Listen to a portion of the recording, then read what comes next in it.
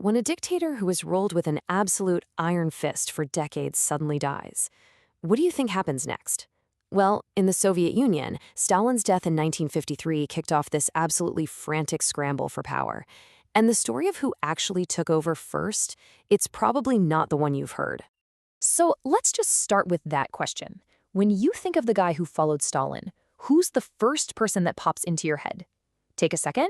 I bet a very specific name is coming to mind right about now. And yeah, I'm willing to bet that name is Nikita Khrushchev. Am I right? You know, the guy who famously banged his shoe at the UN, the man at the heart of the Cuban Missile Crisis. He's the one who totally dominates our memory as the man who came after Stalin. But here's the thing. That's not the whole story. Not by a long shot. For that supercritical period right after Stalin died, it's not even the right answer. The man who was set up to be the undisputed successor was someone else entirely, and his forgotten story is one of the biggest what-ifs of the entire Cold War. So, let's dive in. Stalin's throne is now empty. And just like when Lenin died, his death created this massive, dangerous power vacuum. The top spot was open, and three of the most powerful men in the country immediately started circling, each one with their own plans and their own fears about the others.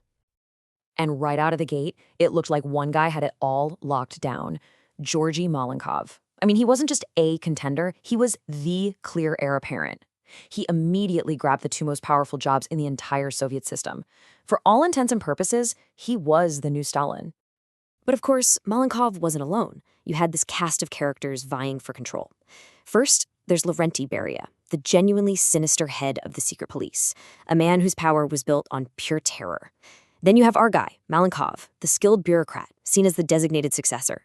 And finally, there's Nikita Khrushchev, who at the time was kind of seen as this clumsy, impulsive underdog, a gambler that, frankly, nobody was taking seriously enough. Now, the other two contenders, Malenkov and Khrushchev, were so terrified of Beria and his control of the secret police that they actually teamed up to get him out of the way. They had him arrested and executed. Fast.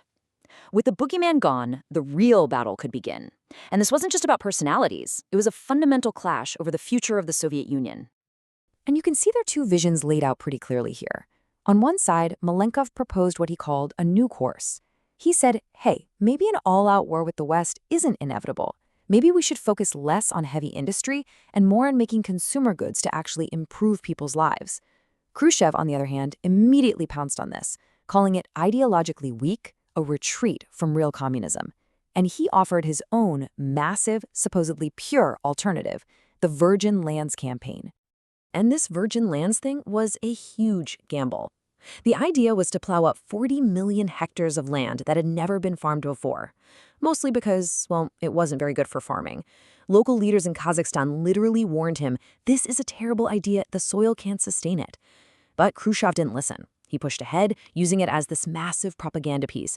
And, it worked for a little while, but those local leaders, they were right.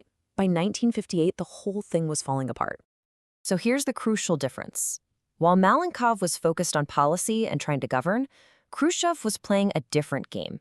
He was focused on one thing: power. He was a master of backroom politics, and by using his Virgin Lands campaign to build up a base of supporters loyal to him, he had completely flipped the script by 1955 and was now the dominant figure. But to finally knock Malenkov out of the top spot, Khrushchev needed more than just influence. He needed a formal charge, a political kill shot. He couldn't just say, I want your job. No, he had to find a political crime to charge him with. And this is what he came up with. The Leningrad affair was one of Stalin's brutal purges from a few years earlier, so Khrushchev dredged it up and pinned it on Malenkov, not with any real evidence, but with this vague charge of moral responsibility. It was pure political maneuvering, using the ghosts of the past as a weapon. And just like that, Malenkov was out as head of the government. But what happened to Malenkov after he lost? That may be the most important part of this whole story. He was totally defeated in this high-stakes power struggle. And what they did to him reveals this profound change in how the Soviet Union operated. I mean, just look at the difference here. It's night and day. Under Stalin, if you lost a power struggle, that was it. You got a bullet in the back of the head, it was a guaranteed death sentence. But Malenkov, he got demoted. They sent him to Kazakhstan to go manage a hydroelectric plant. His political career was toast, but he was still alive. For the Soviet elites, This was a revolutionary new set of rules. But wait, the story isn't quite over. Because what Khrushchev did next, once he had total control, is just deeply ironic. And it kind of brings Malenkov's whole forgotten legacy full circle. Just follow this progression because it's pretty wild. First, Malenkov proposes his new course. Then, Khrushchev viciously attacks it as weak and anti-communist. Then, he uses those attacks to get Malenkov removed from power. And then, what does he do once he's in charge? He takes the central idea of the new course, the part about war not being inevitable, and he rebrands it as his own famous policy, peaceful coexistence. The victor didn't just beat his rival, he stole his best idea. Which really leaves us with a fascinating final question to chew on. Malenkov's new course was a legitimate chance for a real thaw in the Cold War, and he was proposing it way back in 1953. It got shot down for purely political reasons, only to be picked up years later by the very man who shot it down. It just makes you wonder, how might history have been different if that original, less confrontational vision had actually won from the very start?